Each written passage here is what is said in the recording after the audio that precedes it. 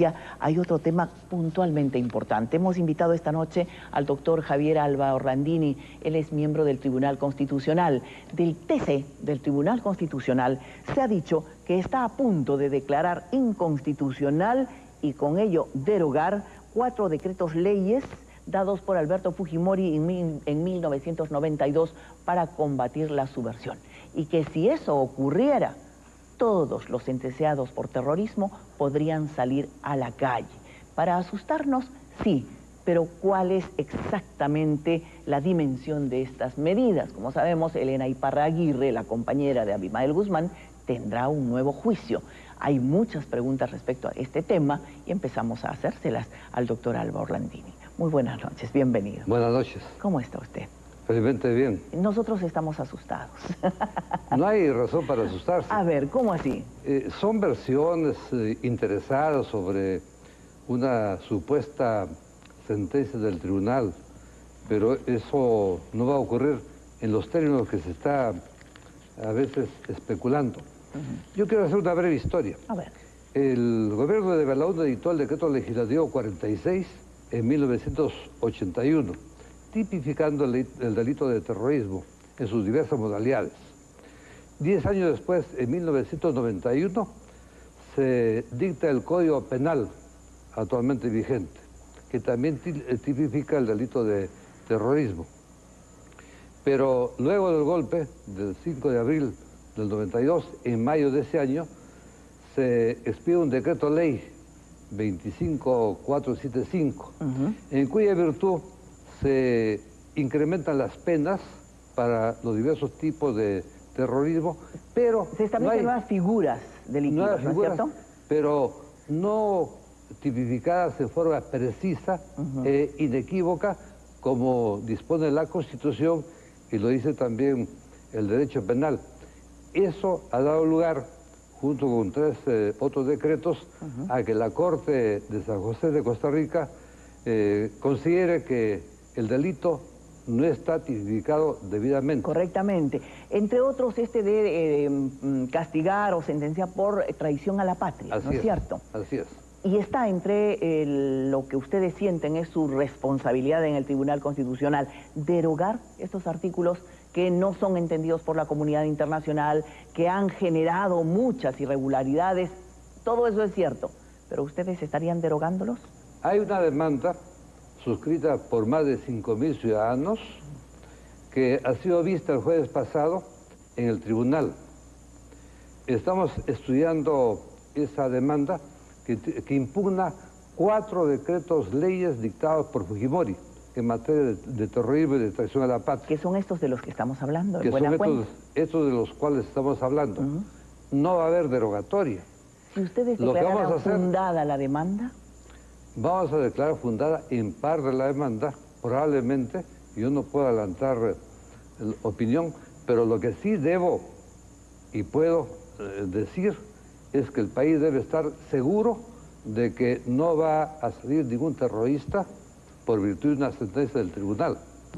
Lo que va a haber es una sentencia que adecue los decretos leyes dictados por Fujimori a la Constitución y a la sentencia de la Corte de San José de Costa Rica, a fin de que las figuras delictivas sean precisas y sean inequívocas.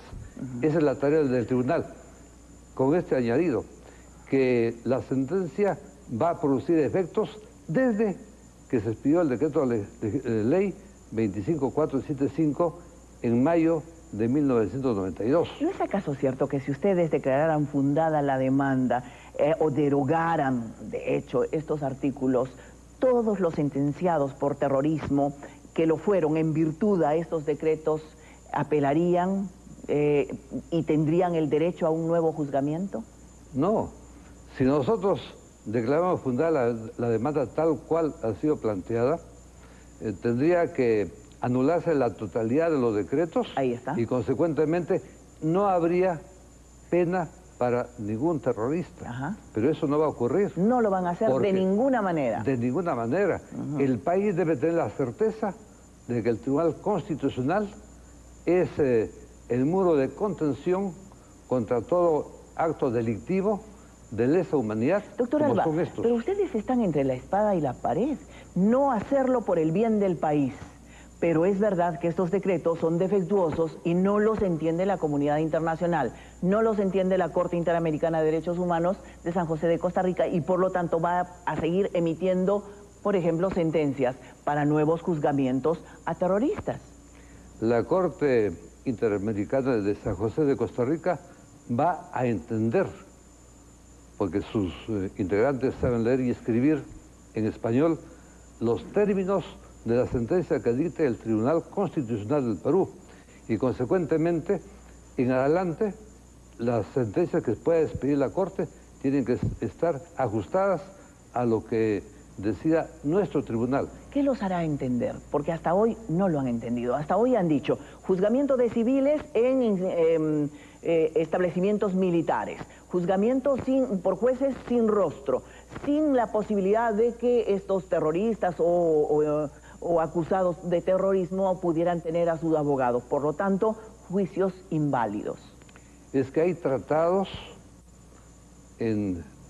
universales y de vigencia americana que establecen que hay un juez natural, que hay la competencia del Poder Judicial para juzgar a los civiles y que el fuero privativo militar solamente es competente para juzgar los delitos de función que cometan los militares y cuando rigió la Constitución del año 79, además también en caso de guerra exterior, los civiles podían ser juzgados y eventualmente se les podía aplicar la pena de muerte, pero con recurso ante la Corte Suprema. No siendo este el caso, no lo reconocen.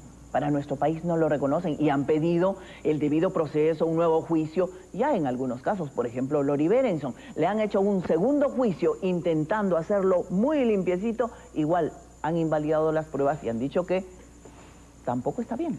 Es que los civiles, repito, deben ser juzgados en el fuero del Poder Judicial. De acuerdo. Las penas actuadas válidamente tienen que ser también apreciadas por los jueces. Hay pruebas obtenidas por violencia ilícitamente, y esas pruebas ni en el Perú ni en ningún otro lugar del mundo tienen validez. ¿Cuál es la salida, doctor Alba Orlandini? Perfecto, usted nos está diciendo que el Tribunal Constitucional no va a derogar todos estos decretos y por lo tanto no va a venir una avalancha. Pero de repente la cosa es un poco más gradual, ya han sentenciado, ya han determinado que Elena Iparraguirre, comprometida muy puntualmente, compañera de Abimael Guzmán, debe tener un juicio, un nuevo juicio. Caben varias preguntas.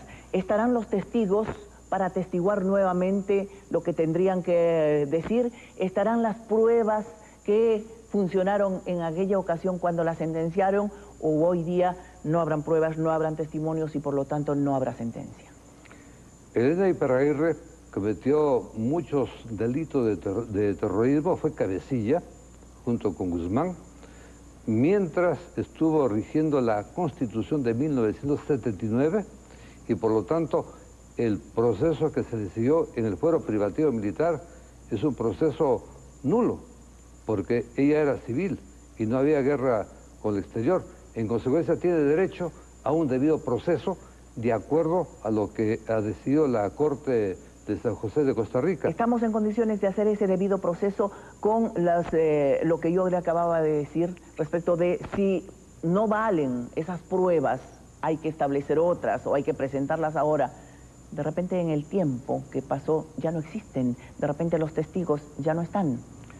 Pueden haber los testigos que ante jueces sin rostro y solamente con un número o una clave declararon, pero pueden haber, y hay sin duda alguna, decenas o centenas de testigos que pueden acreditar la participación de Elena Iparraguirre en los actos delitosos que se le imputan. Yo no soy juez penal, de manera que no podría decir que ella es responsable. Los jueces penales del Poder Judicial son los que van a declarar la responsabilidad de Elena Iparraguirre y de cuantos más pasen del fuero privativo al Poder Judicial. Es que ese es otro tremendo problema para el país. ¿Estaremos en condiciones de hacer un juzgamiento a 1000, a 2000, otros más, que con igual derecho pedirán un nuevo juicio? Yo no sé cuántos sean los que estén en una situación semejante a la de Elena Iparraguirre, porque ya vigente la actual Constitución, otros han sido procesados en el fuero privativo militar.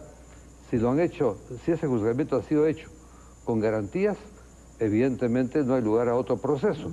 Pero si no ha habido garantías, si no ha habido debido proceso, evidentemente, porque debemos tener un Estado de Derecho en el Perú, tiene que haber un nuevo juzgamiento.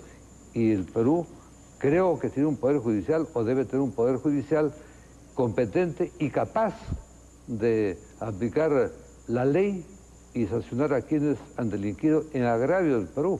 Ojalá lo tuviéramos, yo no estoy muy segura todavía. Es que hay que concluir el saneamiento que requiere la institucionalidad en el Perú. Y creo que hay un Consejo Nacional de la Magistratura que está haciendo esfuerzos para dotar al país de jueces probos y competentes. Ojalá. Muchas gracias, doctor Alba Orlandini. Gracias, tiene un pesadísimo trabajo, un trabajo que va a pesar mucho en el país de los próximos años. Yo le agradezco mucho porque en realidad es necesario que se conozca qué hace y qué se propone hacer el tribunal. Y quiero dar garantías al país de que no habrá impunidad para ningún terrorista y creo que tampoco para ningún corrupto. ¿Cuántos pedidos de habeas corpus tienen en este momento? Se han amontonado. Hay decenas o centenas de habeas corpus y de acciones de amparo. Hay que afrontar el trabajo y creo que en los próximos meses la carga o sobrecarga procesal será cero. Ojalá. Muchas gracias. Muy buenas noches. Mientras tanto, hay que decir que una columna senderista integrada por aproximadamente 20 hombres irrumpió ayer en una localidad ayacuchana, en Limonchayo. Otra más se suma a aquella columna que el pasado 15 de noviembre mató al capitán José Antonio Hurtado y dejó heridos a otros 4 suboficiales. Hay quienes están hablando de un rebrote. Esperemos que no. Esperemos que no. Queremos vivir en democracia. Vamos a la pausa.